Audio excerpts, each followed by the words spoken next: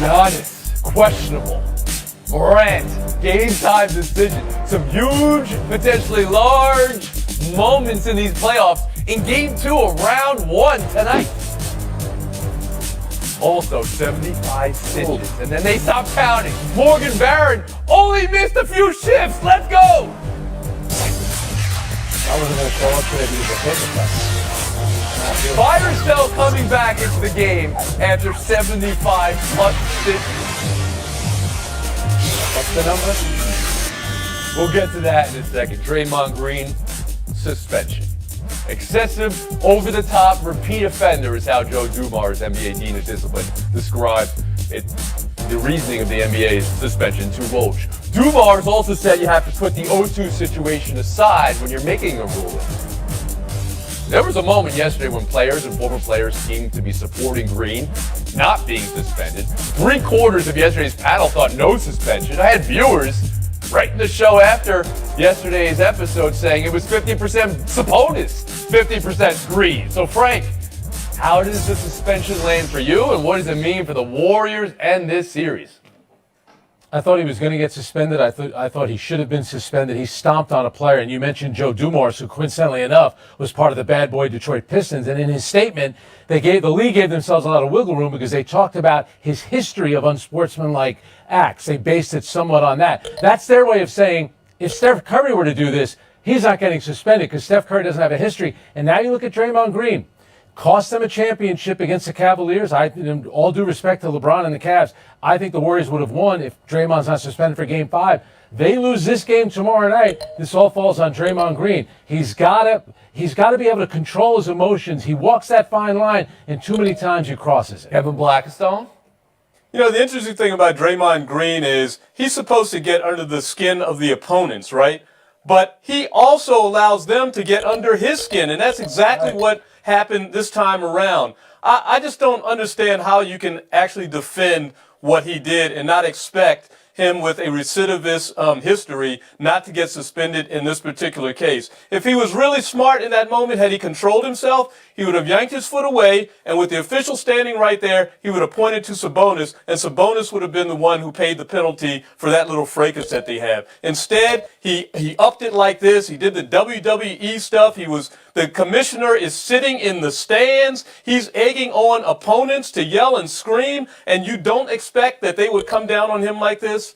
He got what he deserved. There's an argument to be made by ginning it up the way he did. He just really amplified this series, though, and now he's out of Game 3. Courtney Cronin, where did you come down on the suspension?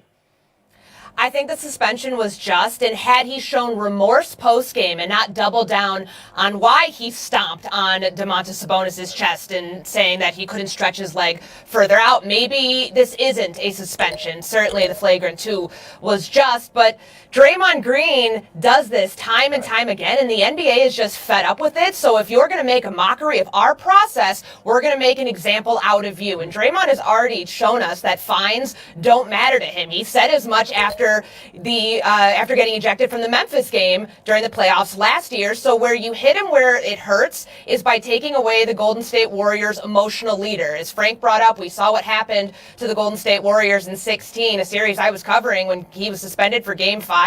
That took the life out of the series, and like it or not, that may very well happen again by having Draymond Green not available for Game 3. I'm surprised to hear this is unanimous today. It wasn't yesterday. 3/4 of the panel yesterday went the other way, that Sabonis, started it. Woody Page, I'll let you weigh in here now that the NBA said suspension for just Green. Yes, it is unanimous. Justice was done. I don't know where you got that panel yesterday, but I wouldn't invite them back again because they were totally wrong. All right, it's not just the panel. It's Shaquille O'Neal. It's a lot of former players. It's a lot of people saying this really throws the balance of this series off after the man was ejected and for the final 7 minutes and deciding minutes of the game. That was the game he missed. Yeah, well, it should throw off the balance of the playoffs, as it did when they played the Cleveland Cavaliers, and he hit LeBron in the groin, and it cost him a series. So he deserves this. He's a double-double man. He's not a repeat offender. He's a serial offender. Let me give you some numbers. 162, 17, 4, 172 technicals, 17 ejections from games, and 4 suspensions in regular season and playoff games, and you want to And that should factor in on this decision right here. This now. singular play. That factors in for you, Woody? Yes, obviously. If you're arrested for drunken driving 3 or 4 times, your penalty's going to be stronger than it is for just one time. I appreciate that. We don't need to go right there. Let's bring Frank Isola back in, because you mentioned it was Joe Dumars, Dean of Discipline. Those bad boy Pistons. How many games did Bill Laimbeer get suspended in the playoffs? How many times did you see, physical punches and non-basketball plays in the 80s and 90s? You're right, and the famous one is the Kevin McHale Exactly. line on Kurt Rambis, and doesn't get kicked out of the game. There's no suspension there. I think the Warriors were concerned because they had 2 of the great citizens of the NBA, Klay Thompson and Steph Curry, both came out right after the game and put it all on Sabonis. These are the same 2 guys who said nothing when Draymond Green attacked Jordan Poole. Yet you guys are you're calling out Sabonis for what he had done. They knew that Draymond could be in trouble because they know that they're in trouble. Well, then the Kings announced that Sabonis is going to get an X-ray overnight for the bruised sternum, and then Green says, I got to get an X-ray in my ankle. There's a lot of gamesmanship in here, too. I think we all have to admit that. 100%. But some people have a problem with the league making such a authoritative decision that really affects the balance of the series. You don't, Frank. No, I don't. And I think, again, Tony, I think what they're doing, they're setting a tone here. This is for the rest of the players. Be careful. Guys like Dylan Brooks, watch it. We're going to suspend you. But again, the language was interesting based on the history of unsportsmanlike acts. It just wasn't this Dylan one. Brooks was involved in a play earlier this season. It was Chris Middleton holding on to Dylan Brooks's ankle in the way we saw Sabonis holding Green, although Brooks did not respond or retaliate in the way. He did what Woody suggested and Kevin, and pointed at Middleton. We'll move on, and we'll talk about Suns-Clippers last night. Phoenix evening up the series. It was a Devin Booker game. It was a whole Suns game. Suns shot nearly 60, 40, 90 for the game. Chris Paul over Scott Foster in the game. Courtney, who has hold of this series now, 1-1, going to L.A.? I think the Suns do, because in these moments when games are often won off of adjustments, the Suns showed they could do that better on the fly in Game 2 with the way that they clamped down on Kawhi Leonard in the second half, and so much of that has to do with Devin Booker. He's not only a great defender. Our good friend Monica McNutt showed me this great stat, 11 of 34. That's the Clippers shooting percentage when Booker is the closest defender. That's the second best field goal percentage. That's a great stat. I'll give it to Monica McNutt when she's on the show next time. But I hear what you're saying with Phoenix, Woody Page. I love doing that. On who has hold of this 1-1 series right now? The Clippers do. Courtney, I just totally disagree with you because the bench of the Suns is non-existent. In 2 games on the court where the Suns play, where benches are supposed to be stronger at home, they've been outscored 64-23. 13 in the game last night. You can't just depend on 3 guys, even though they're good, you can't depend on 3 guys throughout a series when the Clippers have a much stronger bench, and it's been proven in Phoenix where they've been much stronger than the Suns. So I think the Clippers going home, they're going to get even more support out Courtney, of their you bench can players. respond to Woody because I know I cut you short there. No, I agree with Woody's sentiment that the bench contributions have been lackluster at best. And when you take a look at what they're getting from not only Devin Booker but Kevin Durant, this is exactly why the Suns made the trade at the deadline to bring Durant here. What I was saying about Booker, though, is it's not only the defensive contributions that they got from him in Game 2, it's the 38-point explosion that he had when Kevin Durant kind of had a so-so night. What I'm worried about going forward, though, are the minutes. Kevin Durant playing 43, 45 minutes with the injury history. That's a concern for me for this series going forward. So, yes, they do need more contributions from the bench. I don't know if they're going to get them, though. I think that's Woody's point. Kevin Blackistone. Bench schminch, it's the playoffs. What are we talking about here? Right. That's why you didn't see much of the bench in the second half for the Phoenix Suns. They're going to go with the superstar plug-in guy in Kevin Durant, who didn't have a great game, but he had a solid game for a stretch there where he was making mid-range jumper after mid-range jumper. And obviously Booker went on to just explode. And the other thing is, I think if the Phoenix Suns can keep Ayton in the game a little bit more, I think they'll be better off. He picked up some unfortunate fouls, some silly fouls late, and they were really good when he was in there defending and shooting around the free throw I love line. the way you say that. I can hear the song in it. All right, and Isola, how about you? Just got a text from Kevin Durant. He wants to thank Woody for calling him and Devin Booker good players. He appreciates that. Kevin Blackison happens to be 100% right. When you get to the playoffs, the starters are going to play a ton of minutes. There's about 2-3 days off between every single game. Their starters were 45 of 76 shooting the ball. Are you kidding me? I mean, and Devin Booker is your second best player. Again, Devin Booker is your second best player. That's pretty good. The amazing thing, though, about this series, I can't believe I'm saying this, but Kevin Durant playing, the best player might be Kawhi Leonard. We hardly ever see him play anymore, but he's a one-man double team on Kevin Durant when the Phoenix Suns have the ball. But the great bailout player, Devin Booker. Advantage Suns. Lakers-Grizzlies game 2 tonight. Ja Morant, a game-time decision. Let's talk about it. Tissue injury, not a bone injury, so we'll see how hard Morant can go with it. For the Lakers, can they get help from somebody outside of their big two of Rui Hachimura and Austin Reeves? And Heat Bucks game 2 tonight. Giannis was doubtful this morning, upgraded to questionable this afternoon. The risk of going down 0-2 through 2 home games for both Memphis and Milwaukee is huge, KB. How real is that concern? Who's more vulnerable tonight?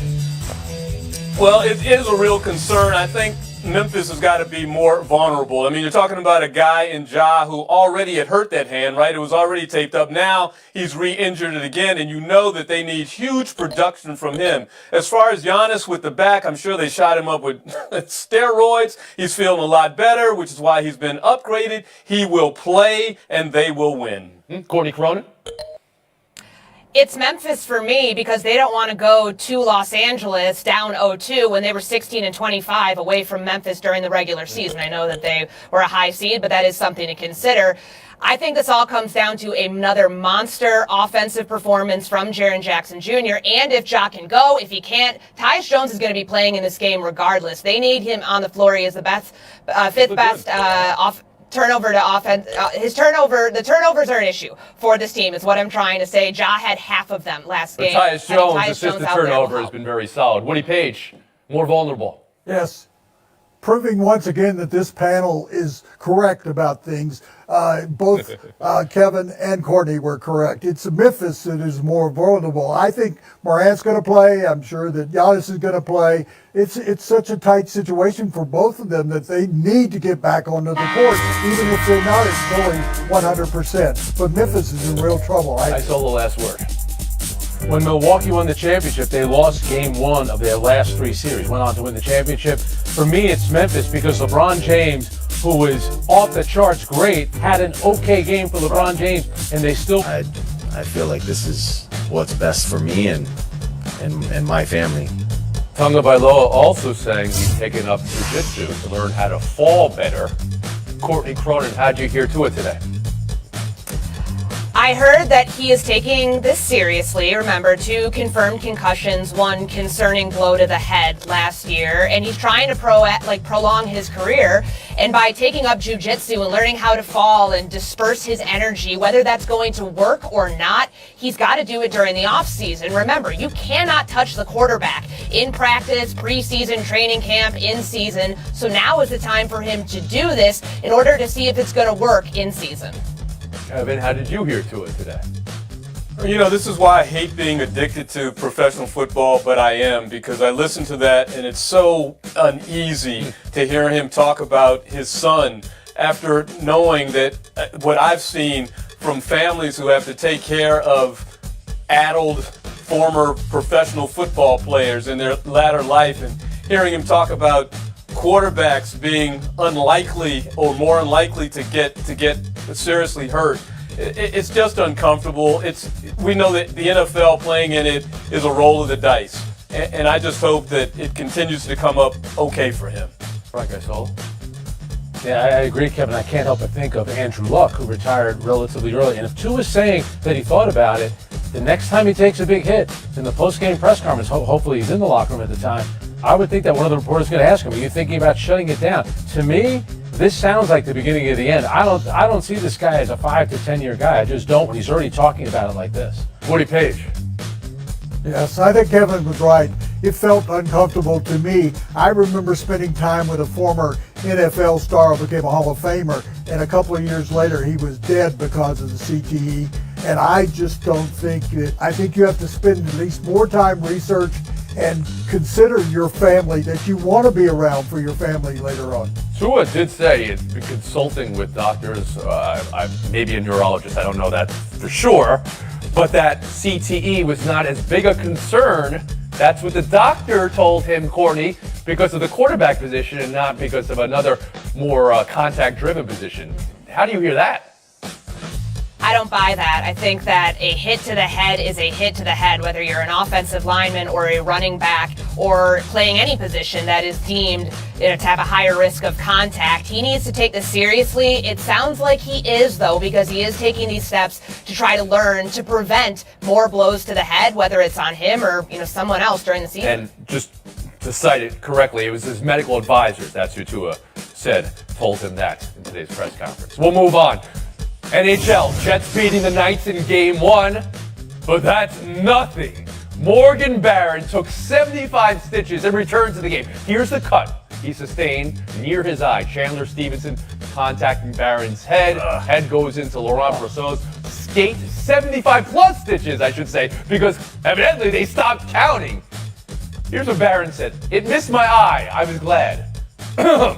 It happened in the first. He was back by the second period. He clocked 10 minutes for the game. His own coach called it inspiring for the team. Would he buy or sell the team clearing him to return after 75 plus stitches? I'm selling the team. I'm buying his tenaciousness to come back, and I'm glad that his eye wasn't cut in what happened. However, the team, you're ahead in the game in the second period. You're dominating the game in Las Vegas. Really? Do you need to bring him back on the ice? To be fair, he's a third or fourth string player. Actually. Courtney Cronin. Third line. I'm buying that the line in hockey for whether you come back from an injury like this is if your limb's falling off. Like, that is the line here in hockey, because we've seen gruesome injuries, and the postseason's different than the regular season. I'd hope that if this was during the regular season, he would end up not going back in the game. But they said it provided a mentality boost. That's great. I just never want to see the replay again. Kevin Blackistone. Yeah, I'm just buying it. Hockey players, once again, maybe the toughest athletes around. I haven't had 75 stitches in my entire life from an injury, and this guy got them in just about 90 minutes on on the ice from an injury. That's just stunning. Well, we're talking about this now immediately following the Tua Tagovailoa story, where there is always a thought: should the team hold back a player? In this case, Frank Isola. Yeah. I like how Ted Wyman of the Winnipeg Sun described it, leaking blood. If I'm leaking blood, folks, call an ambulance, call a priest. It's the culture of the sport, though. Just That's like why it the also NFL. compares Guys to the get hurt, NFL. The people culture expect- would be to Exactly. dust yourself off and get back out there. But we know this is a different injury, of course. You can't compare. A reverse boycott is showdown 2. A's fans, instead of not showing up, are planning on showing up and showing out to show ownership they care that the team shouldn't move to Vegas. The plan is for this to happen, not now, not tomorrow, but June 13th. Kevin, something or nothing. Oh, this is absolutely nothing. Don't do this. You're still spinning the turnstiles for the owners. What you need to do is write a letter. That's right, not digital. Just inundate Manfred's office with paper letters. June 13th is probably the day that the A's are going to be eliminated from the playoffs. So if this sect of the fan base wants to do this, they should do it tomorrow. Right, you can't be like, we're really excited to do something, we'll do it in a couple of weeks. Courtney, if you were to win today, what would your FaceTime be? My FaceTime would be a shout out to my 102-year-old grandmother who celebrated her birthday on Wednesday. I don't even need to ask you, Stone. Sorry. Nana, 102. Let's go. Happy birthday, Janice Bruce, you firecracker of a woman. You've taught me a whole lot throughout my life. 4 important things to live as long as my grandmother. Good luck, good genes, sarcasm, and never taking yourself too seriously. I try to do the latter of all of those things on this show every time I'm on. I love you. Here's to the next couple of years. You're going to outlive all of us here and around the horn. Happy birthday. Easy. You call her Nana or Nana? Nana. Sorry, Midwest. Nana. Nana. Yeah.